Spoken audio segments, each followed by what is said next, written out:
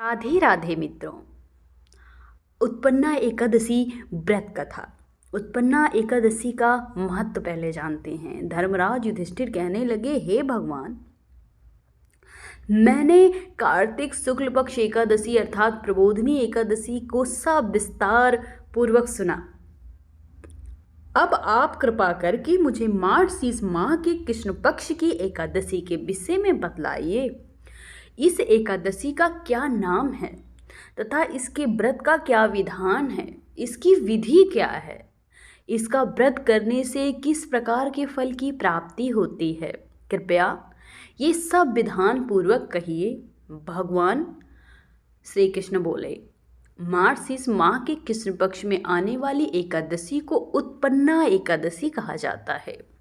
ये व्रत शंखोद्धार तीर्थ में स्नान करके भगवान के दर्शन करने से जो फल प्राप्त होता है उसके बराबर पुण्य मिलता है।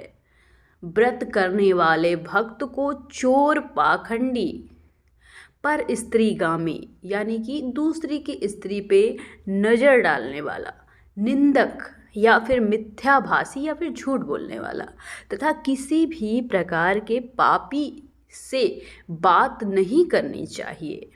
इसका महत्म्य मैं तुम्हें कहता हूँ, ध्यानपूर्वक सुनो।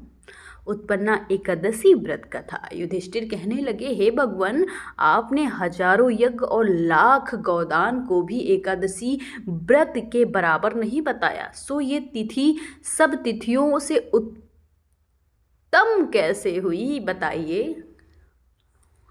भगवान कहने लगे, हे युधिष्ठिर, सतयुग में मुर नाम का एक दैत्य उत्पन्न हुआ। वो बड़ा बलवान और भयानक था। उस प्रचंड दैत्य ने इंद्र, आदित्य, वसु, वायु, अग्नि आदि सभी देवताओं को पराजित करके भगा दिया। तब इंद्र सहित सभी देवताओं ने भयभीत होकर भगवान शिव से सारा वृत्तांत कहा और बोले, हे कैलाशपति, मुर दैत्य से भयभीत होकर सब देवता मृत्युलोक में फिर रहे हैं। तब भगवान शिव ने कहा, हे देवताओं, तीनों लोकों के स्वामी, भक्तों के दुखों का नाश करने वाले भगवान विष्णु की शरण में जाओ, वे ही तुम्हारे दुखों को दूर कर सकते हैं।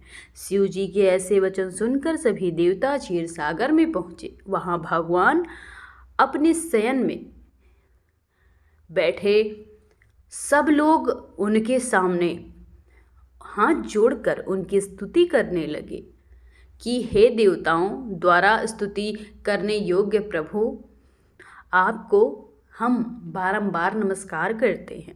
देवताओं की रक्षा करने वाले मधुसूदन, आपको नमस्कार है, आप हमारी रक्षा करें। देवताओं के इस तरह भयभीत होने के बाद और ये सब सुनने के बाद पालनकर्ता, आप इस संसार के कर्ता, माता पिता, उत्पत्ति और पालन और संहार करने वाले हैं। आप सबको शांति प्रदान करने वाले हैं। आकाश और पाताल भी आप हैं। सबके पितामह ब्रह्मा, सूर्य, चंद्र, अग्नि, सामग्री, होम, आहुति, मंत्र, तंत्र, जप, यजमान, यज्ञ, कर्म, कर्ता, भोक्ता आप ही हैं। आप सर्वव्यापक हैं। आपके सिवा तीनों लोकों में चर तथा अचर कुछ भी नहीं। हे भगवान, दैत्यों ने हमको जीतकर स्वर्ग से भ्रष्ट कर दिया है और हम सब देवता इधर उधर भागे भागे फिर रहे हैं। आप उन दैत्यों से हमारी रक्षा करें। इंद्र के ऐसे वचन सुनकर भगवान विष्णु कहने लगे, हे इंद्र, ऐसा मायावी दैत्य कौन है जिसने सब देवताओं को जीत लिया है? उसका नाम क्या है? उसमें कितना बल है और किसके आश्रय में है तथा उसका स्थान कहाँ है? ये सब मुझे कहो। भगवान के ऐसे वचन सुनकर इंद्र बोले, भगवान, प्राचीन समय में एक नाड़ी जंग नाम का राक्षस था। उसके महापराक्रमी और लोक विख्यात मुर नाम का एक पुत्र उत्पन्न हुआ। उसकी चंद्रावती नाम की नगरी है, उसी ने सब देवताओं को स्वर्ग से निकालकर वहां पर अपना अधिकार जमा लिया है। उसने इंद्र, अग्नि, वरुण, यम, वायु, ईश, चंद्रमा, नैऋत्य आदि सबके स्थान पर अधिकार कर लिया है। सूर्य बनकर स्वयं ही प्रकाश करता है, स्वयं ही मेघ बन बैठता है और सबसे अजेय है। हे असुर निकंदन, उस दुष्ट को मारकर देवताओं को अजेय बनाइए। ये वचन सुनकर भगवान ने कहा, हे देवताओं, मैं शीघ्र ही उसका संहार करूंगा, तुम चंद्रावती नगरी जाओ। इस प्रकार कहकर भगवान सहित सभी देवताओं ने चंद्रवती नगरी की ओर प्रस्थान किया। उस समय जब दैत्य मुर सेना सहित युद्ध भूमि में गरज रहा था, उसकी भयानक गर्जना सुनकर सभी देवता भय के मारे चारों दिशाओं में भागने लगे। तब स्वयं भगवान रणभूमि में आए तो दैत्य उन पर भी अस्त्र शस्त्र आयुध लेकर दौड़े। भगवान ने उन्हें सर्प के समान अपने बाणों से बींध डाला।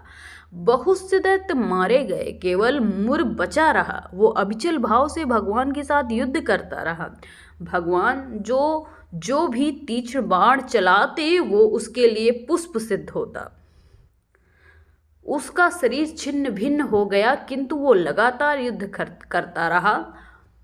दोनों के बीच मल्ल युद्ध भी हुआ। 10,000 वर्ष तक उनका युद्ध चलता रहा, किंतु मुर नहीं मरा। थक कर भगवान बद्रिकाश्रम चले गए। वहाँ हेमवती नामक सुंदर गुफा थी। उसमें विश्राम करने के लिए भगवान उसके अंदर प्रवेश कर गए। ये गुफा 12 योजन लंबी थी और उसका एक ही द्वार था। भगवान विष्णु वहाँ योग निद्रा की गोद में सो गए। मुर भी पीछे पीछे आ गया और भगवान को सोया देखकर मारने को उद्यत हुआ। तभी भगवान के शरीर से उज्ज्वल कांतिमय रूप वाली देवी प्रकट हुई। देवी ने राक्षस मुर को ललकारा, युद्ध किया और उसे तत्काल मौत के घाट उतार दिया। श्री हरि जब योग निद्रा की गोद से उठे तो सब बातों को जानकर उस देवी को कहा कि आपका जन्म एकादशी के दिन हुआ है, अतः आप उत्पन्ना एकादशी के नाम से पूजित होंगे। आपके भक्त वही होंगे जो मेरे भक्त होंगे। जय श्री हरि।